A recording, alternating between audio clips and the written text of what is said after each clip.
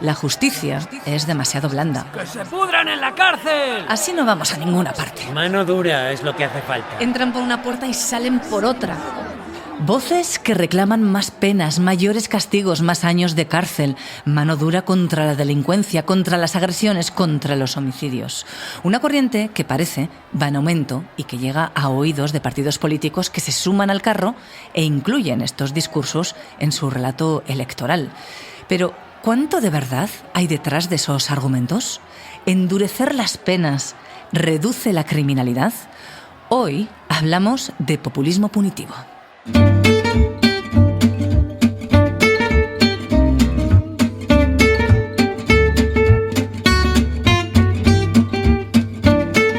Ciencia al Punto, el podcast de divulgación científica de la Universidad Pública de Navarra. Disfruta de la ciencia. Loitzune Zuloaga, doctora en Sociología e investigadora especializada en políticas de seguridad ciudadana, violencia de género y terrorismo. Bienvenida. Hola, buenos días. ¿De qué hablamos cuando hablamos de populismo punitivo? Es una estrategia política que lo que hace es proponer endurecer el Código Penal como solución al supuesto agravamiento del fenómeno de la criminalidad. Lo que pasa es que en vez de centrarse en si realmente va a ser eficaz y analizar y evaluar las posibles consecuencias, se centra realmente en captar el voto de los futuros electores. Visualicemos ejemplos reales. Viajamos contigo. Nos tenemos que remontar a la Nueva York de los años 90, cuando el alcalde entonces, Giuliani, lo que hizo llevar una política de mano dura para combatir conductas incómodas, no necesariamente delictivas, pero sí incívicas, antisociales, como orinar en la calle, la prostitución, la mendicidad, el menudeo de drogas, y llenó las calles de policías para eliminar todas esas conductas que aparentemente incomodaban a la gente que vivía alrededor. Giuliani se defiende diciendo que fue un éxito porque las tasas de criminalidad descendieron, pero también lo hicieron en otras ciudades de Estados Unidos, hubieran aplicado las políticas de mano dura o no.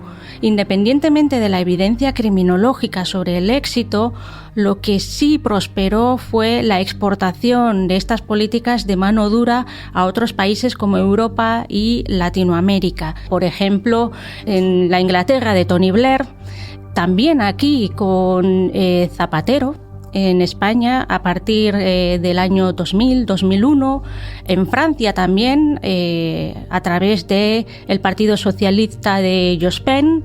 En momentos más actuales hemos visto cómo la extrema derecha está utilizando también el modelo de populismo punitivo para proponer, por ejemplo, macrocárceles para combatir la delincuencia. O sea que el populismo punitivo no es solo de derechas, como se podría pensar en un primer momento. Al contrario, los partidos de izquierdas también han hecho propuestas adaptadas también a su discurso, pero siempre planteando el endurecimiento del Código Penal como respuesta eficaz y directa al fenómeno de la criminalidad.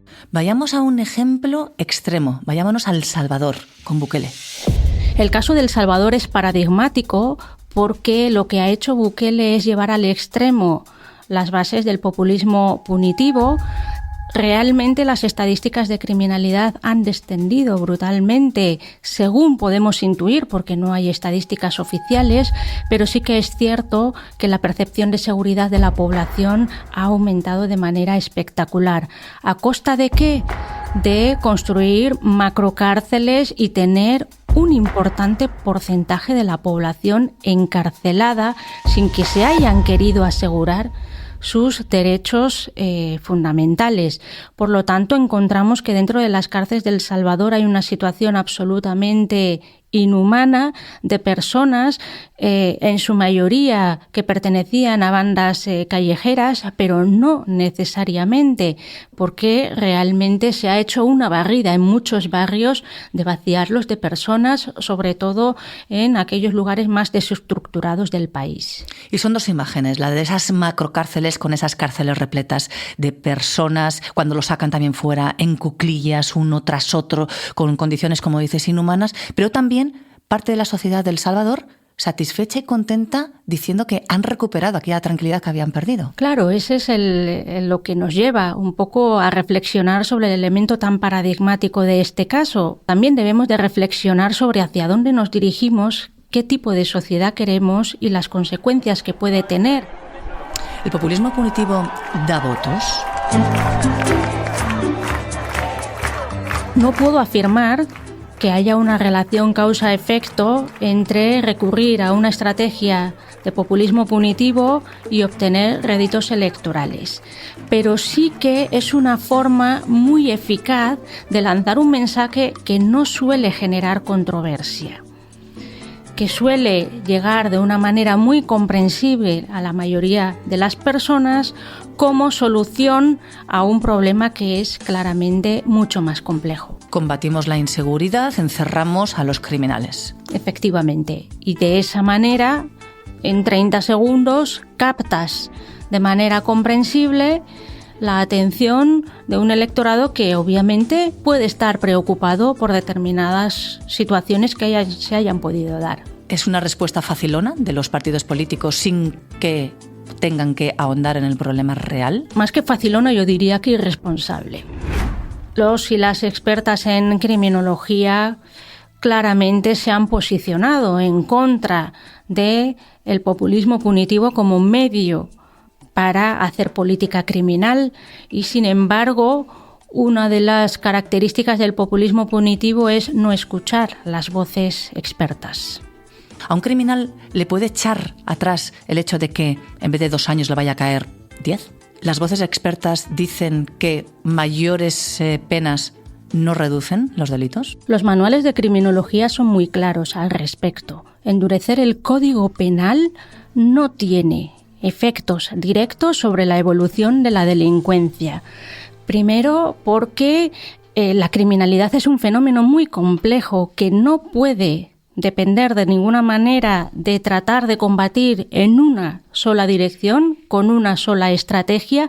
Y segundo, porque endurecer el Código Penal y que ello tenga consecuencias en una persona que esté pensando en cometer un delito, pues tiene que cumplirse una serie de criterios, ¿no? Entre ellos, tiene que ser capaz de conocer que se ha endurecido el Código Penal, lo que eso supone, hacer una valoración, y las personas de normal no somos tan racionales. Muchos de los delitos se cometen impulsivamente, bajo los efectos de la drogodependencia, y sobre todo, aunque haya sido pensado, no se valoran las consecuencias en términos de meses o años que me puedan caer con respecto a la norma anterior, sino sobre los recursos y las ganancias que pueda tener cometiendo ese delito.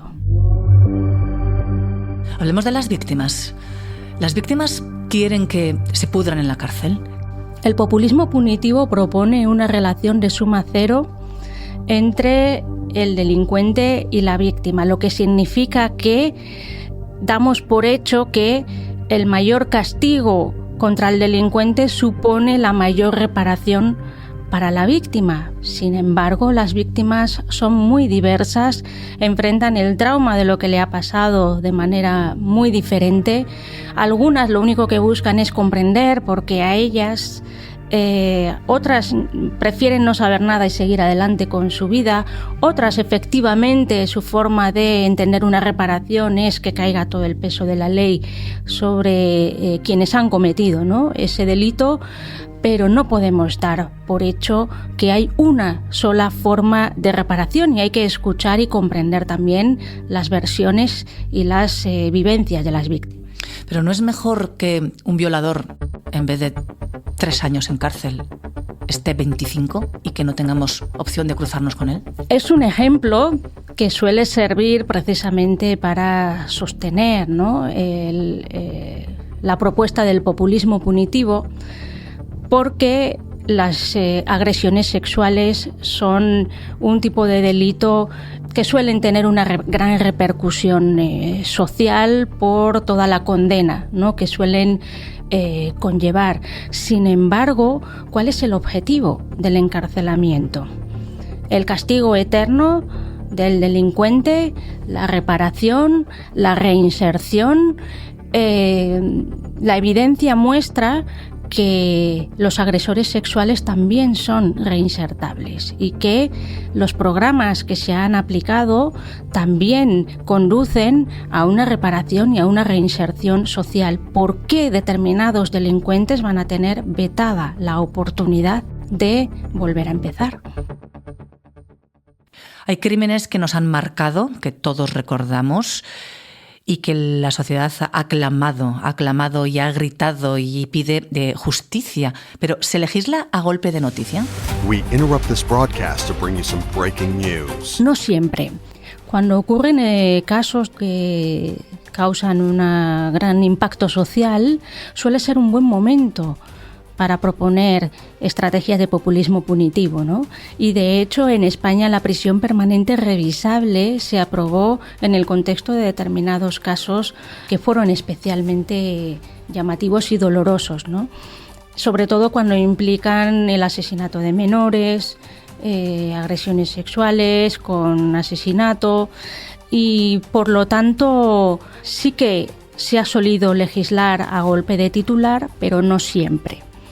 No siempre. Los partidos políticos, y eso es lo que yo he podido averiguar con mis investigaciones, también tienen la capacidad, en un momento de crisis interna o de credibilidad como partido, proponer, ¿no?, este tipo de medidas, recurrir al populismo punitivo como manera de reconectar con el electorado, ¿no? El populismo punitivo sigue siendo un recurso muy útil para ellos. Se suele asociar recurrentemente a inmigración con inseguridad y delito, pese a que los datos no siempre respaldan esta afirmación. ¿Qué relación hay entre populismo punitivo, inmigración y exclusión social? Cuando se plantea que las personas inmigrantes cometen más delitos, se está recurriendo a una explicación cultural, que determinadas culturas son más propensas a cometer delitos, cuando realmente lo que sucede principalmente es que las personas que han migrado suelen estar en una situación de vulnerabilidad social que suele hacer no que cometan delitos, sino que cuando los cometan sean del tipo que más perseguidos están penalmente. En nuestro Código Penal está mucho más perseguido la pequeña delincuencia muchas veces que la delincuencia cometida por personas de elevada posición social.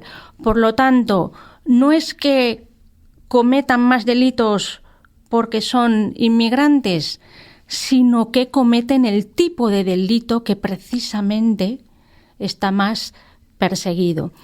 Por otra parte, con la cuestión de la inmigración se suele mezclar la situación administrativa, que no es un delito, con el hecho de haber cometido un delito. La inmensa mayoría de las personas migradas no delinquen, pero sin embargo se suele asociar su estatus migratorio a una situación casi de delito, y así lo suelen plantear los partidos que proponen perseguir la inmigración que cometa o no delitos o que está en situación irregular, deshumanizando y equiparando la delincuencia con el tener o no papeles. Estar sin papeles es un delito.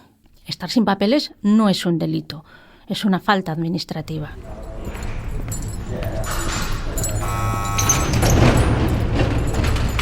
Entremos a la cárcel, cerremos la puerta tras nuestros pasos. ¿La cárcel reeduca, provoca la reinserción o justo todo lo contrario? Seguramente, para un porcentaje importante de personas, la experiencia traumática que supone pasar por la cárcel puede ser un incentivo muy claro para no reincidir. Pero lo que estamos viendo, según diferentes investigaciones, es que cuando se aplican penas alternativas a la prisión o otra forma de gestionar el conflicto, la reincidencia es menor. Por lo tanto, la cárcel, tal y como la concebimos ahora, realmente no está teniendo en absoluto buenos resultados. Es más, suele llevarse por delante la vida de las personas que han pasado por prisión, y una vez cumplen la pena les suele resultar muy, muy difícil volver a empezar.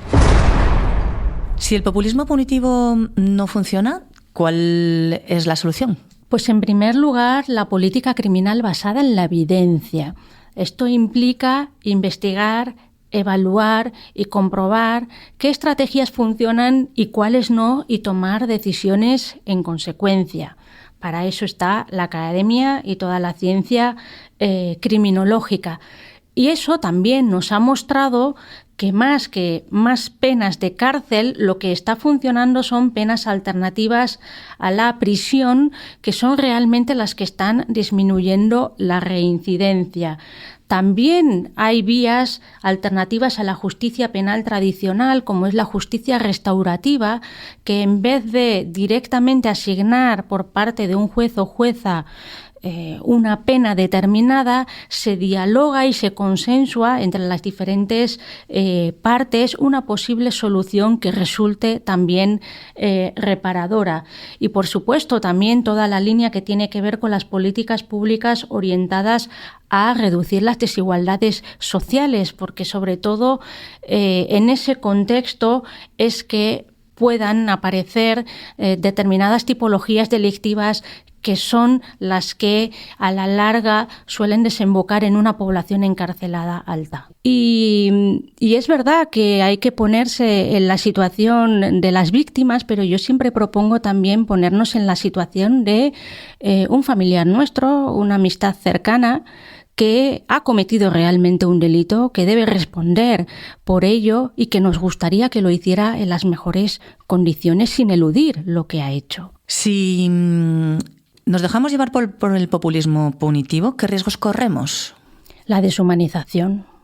Yo creo que el principal riesgo que yo veo es la deshumanización, la eliminación del otro como persona, ¿no? La inmensa mayoría de las personas que acaban en la cárcel suelen expresar que nunca se hubieran imaginado acabar ahí, ¿sí? Y no estamos hablando de un perdón colectivo, estamos hablando de otra forma de gestionar las conductas, los errores, los impulsos a veces. Y el populismo punitivo lo que hace es quitarle a la persona lo que es en esencia, ¿no? Su trayectoria, sus dificultades, sus errores, su culpa.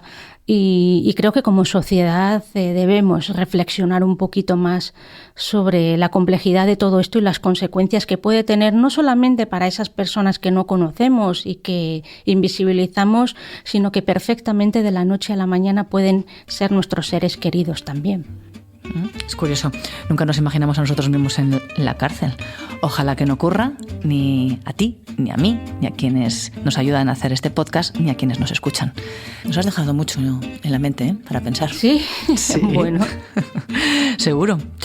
Este podcast lo terminamos con puntos suspensivos. Gracias por compartir todo tu conocimiento con nosotros. Gracias a ti. Ciencia al Punto, el podcast de divulgación científica de la Universidad Pública de Navarra, directo a tu mente. Con la colaboración del Gobierno de Navarra y la Fundación Española para la Ciencia y la Tecnología, Ministerio de Ciencia, Innovación y Universidades.